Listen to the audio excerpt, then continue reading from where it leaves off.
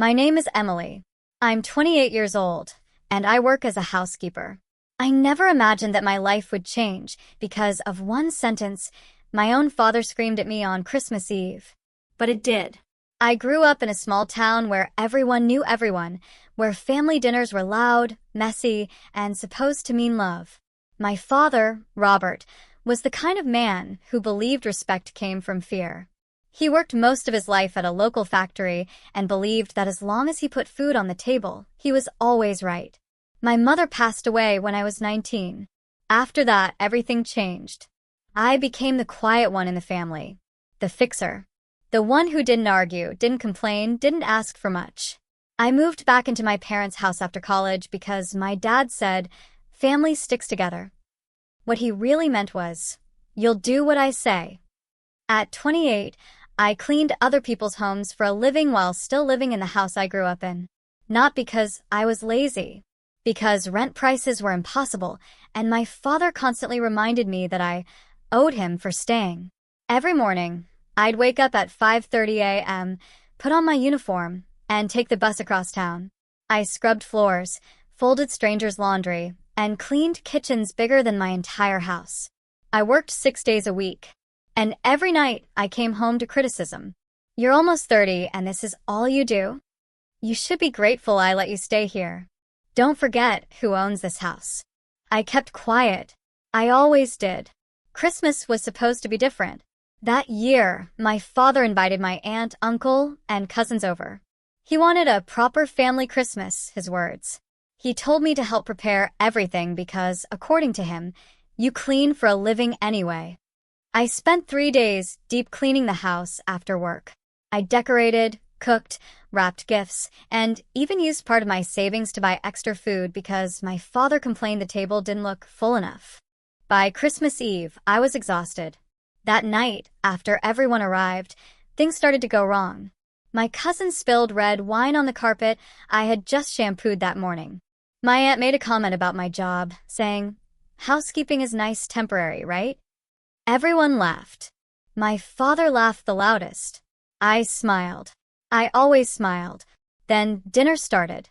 Halfway through the meal, my father stood up and raised his glass. He made a speech about family, sacrifice, and respect.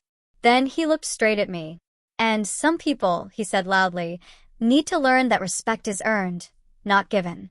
The room went quiet. I felt my chest tighten. He continued, "Living under my roof at 28, with no real career, no husband, no ambition, it's embarrassing." I whispered, "Dad, please, not now." That's when he snapped. He slammed his glass on the table and shouted, "Don't you tell me what to do in my house." Everyone froze. "You ruined Christmas with your attitude," he yelled. "If you don't like how things are, then leave. Get out. And never come back." I felt like the room was spinning. I looked around. No one defended me. Not one person. My aunt looked away. My cousins stared at their plates. My uncle pretended to check his phone. I stood up slowly. My hands were shaking, but my voice wasn't. "Okay," I said. That seemed to shock him more than if I had screamed back. "You think I'm joking?" he said. I picked up my coat. "No, I know you're not." He laughed bitterly. "Good. Don't come crying when you realize you can't survive on your own." I walked out of that house with nothing but my purse, my phone, and the clothes I was wearing. No suitcase. No plan. It was snowing. I stood on the sidewalk for a moment, staring at the house where I had spent my entire life. The lights were warm inside. Laughter echoed faintly through the door. And just like that, I was homeless. I slept on my friend Lily's couch that night. She didn't ask many questions.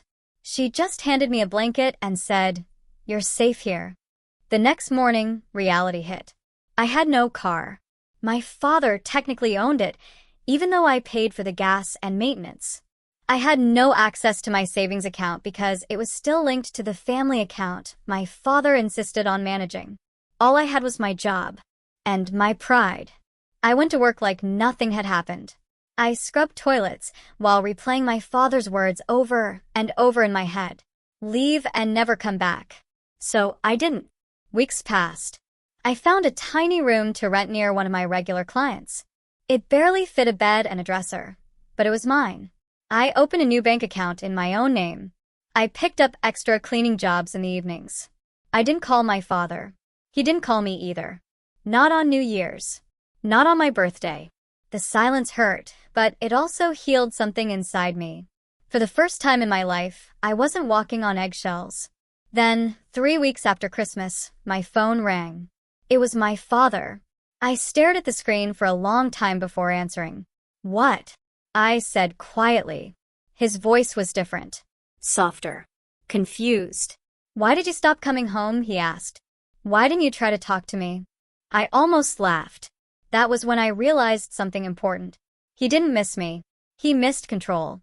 And that's when I knew the real story was just beginning. When my father asked, "Why did you stop coming home?" something inside me went very still. For years, I had imagined this moment, him calling, apologizing, admitting he went too far. But that wasn't what this was. There was no apology in his voice. Just confusion. Annoyance. Like I'd broken an unspoken rule by not crawling back. "I left because you told me to," I said. There was a pause. Then a scoff. I was angry. "You know how I am." "Yes, I did." "That doesn't mean you disappear," he added. "People are asking questions." That's when it hit me. This wasn't about me being his daughter. This was about how it looked. "I'm busy," I said. "I have work." "Work," he snapped. "You clean houses, Emily. Don't act like you're too important to answer your father's call." I closed my eyes and took a slow breath. Lily's couch had turned into a mattress on the floor of my tiny rented room. I was exhausted every day, but I was also free in a way I'd never felt before.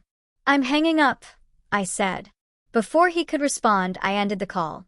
My hands were shaking, but I didn't regret it. Over the next few days, he called again. And again. Sometimes he left voicemails. "Come home. We need to talk." You can't just ignore family. This is getting embarrassing. I didn't respond.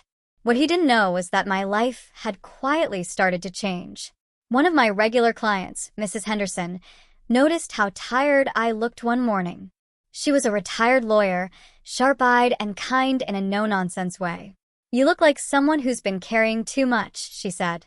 I don't know why, but I told her everything. Not all the details, just enough. About my father. About being thrown out. About starting over with nothing. She listened without interrupting. Then she said something I'll never forget. Control only works when you allow it. A week later, she offered me something unexpected. She had friends, wealthy clients, who needed a reliable housekeeper they could trust. Better hours, better pay, cash bonuses during holidays. "It's time you stop surviving and start building," she said. I accepted. Within a month, I was earning more than I ever had before. Meanwhile, my father's tone changed. First came irritation, then concern, then something close to panic. He showed up at my old bus stop one evening. I recognized his car immediately. I almost kept walking. "Emily," he called out. I stopped, but I didn't turn around. "You can't just cut me out of your life," he said, catching up to me. "People are talking." There it was again. I finally faced him. "I didn't cut you out," I said calmly. "You kicked me out." He frowned. "I didn't mean it like that." "You said never come back. Those were your words." He looked around, uncomfortable. "You're making this bigger than it needs to be." "No," I replied. "I'm finally seeing it clearly." That night, he asked me to come over for dinner. "I want to explain myself," he said. "Your aunt thinks you're being dramatic." I smiled slightly. "Tell her whatever you want." I didn't go. A few days later, I got a message from my cousin. "Dad's been complaining that he has to do everything himself now." I almost laughed. I realized then how much unpaid labor I'd been doing my entire life. Cooking, cleaning, managing, absorbing anger, making things look good for guests. Without me, the house wasn't falling apart, but his illusion of authority was. Then came the real twist. I received a letter from the bank. It turns out my father had been dipping into the family account, the one my savings were tied to cover his own expenses. After I opened my new account and stopped contributing, he suddenly had a problem. That's when he called again. This time, his voice was almost gentle. "Emily," he said, "we should sit down. Clear the air." "Why now?" I asked. Another pause. "I just don't understand why you're doing this," he said. "After everything I've done for you." I thought about all the mornings I woke up afraid of disappointing him. All the holidays I spent trying to earn approval that never came. "I'm not doing anything to you," I said. "I'm just not doing anything for you anymore." Silence. "You're being selfish," he finally muttered. "No," I said. "I'm being independent." That word seemed to scare him more than anger ever had. Weeks later, he showed up at my door unannounced. He looked older, smaller. "I don't recognize you anymore," he said. I met his eyes. "That's because you never tried to." He swallowed. "People keep asking why you don't come around." I opened the door wider, not to invite him in, but to show him the life I'd built. The clean, quiet room. The keys on the hook that were mine. The calendar full of work. "I'm doing fine," I said. "Better than I ever did at home." For the first time, he didn't have a comeback. He just stood there. That night, after he left, I sat on my bed and realized something powerful. I hadn't taken revenge by yelling. I hadn't destroyed him loudly. I had done it calmly by leaving and never looking back. And the part he didn't know yet? The part that would hurt him the most? I was done explaining myself. After my father stood in my doorway that night and realized I wasn't coming back, something finally broke inside him. Not loudly. Not dramatically. Quietly. The calls stopped. At first, I waited for them. Years of conditioning don't disappear overnight. Every time my phone buzzed, my body tensed, expecting his name to appear on the screen. But days passed. Then weeks. Nothing. And for the first time, the silence didn't feel like punishment. It felt like peace. My life slowly settled into a rhythm that belonged only to me. I worked mornings and afternoons, sometimes evenings if I wanted extra money. I stopped apologizing for resting. I cooked meals I liked. I slept without anxiety twisting my stomach. No one yelled. No one demanded explanations. No one reminded me I owed them for existing. I didn't realize how heavy my life had been until I finally put it down. About 2 months after Christmas, my aunt called. "Emily," she said cautiously, "your father isn't doing very well." I stayed quiet. "He barely leaves the house," she continued. "He's lost weight. He doesn't invite people over anymore." I waited for the guilt to hit me. It didn't. "He keeps saying he doesn't understand why you won't forgive him," she added. I closed my eyes. "Did he say he was sorry?" She hesitated. "No, not exactly." That told me everything. What he wanted wasn't reconciliation. It was restoration.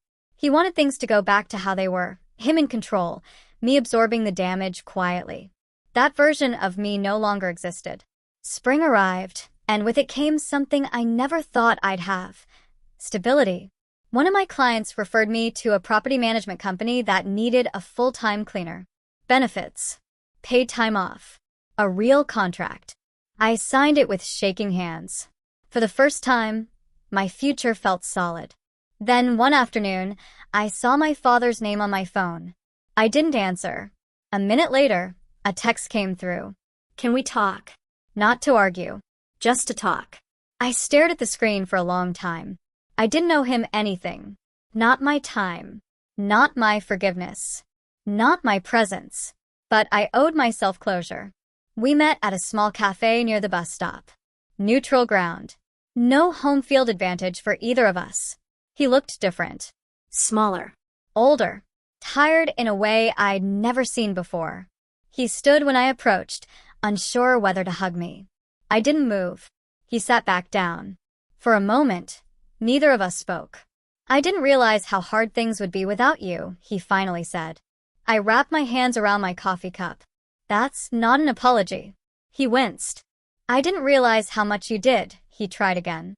"That's still not an apology." He exhaled sharply and rubbed his face. I was wrong, he said quietly.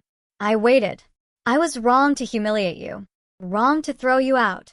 Wrong to think fear was respect. My chest tightened, but I stayed calm. I didn't think you'd actually leave, he admitted. I didn't think I'd survive if I stayed, I replied. That was the truth. He looked at me then, not like his daughter, not like his responsibility, but like a person he'd underestimated his entire life. I lost control, he said. I shook my head. No. You lost obedience. There was a long silence between us. I don't want control anymore, he said finally. I just want my daughter back. My heart ached, but it didn't crack. I can be your daughter, I said slowly, but not at the cost of myself. I won't be small. I won't be silent. And I won't live in a house where love comes with conditions. He nodded, eyes glossy. I understand, he said. This time I believed him, not because his words were perfect, but because he didn't argue. We parted without promises. And that mattered more than anything he could have said. Life didn't magically turn into a fairy tale after that. But it became honest. We spoke occasionally. Short calls. Careful conversations. Boundaries clearly drawn. I never moved back. I never gave him my bank details. Never asked for permission again. Never justified my choices. And slowly something changed. He started listening. Not correcting. Not dismissing. Listening. Months later, at a small family gathering, someone joked, Emily's always been the responsible one.